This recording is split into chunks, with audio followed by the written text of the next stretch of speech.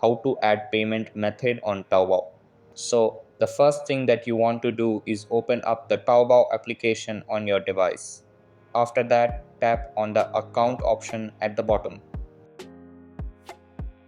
Over here, tap on the gear icon in the top right corner to open settings.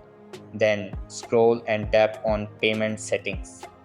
After that, if you haven't added any payment method yet, tap on the option to view or add a payment method.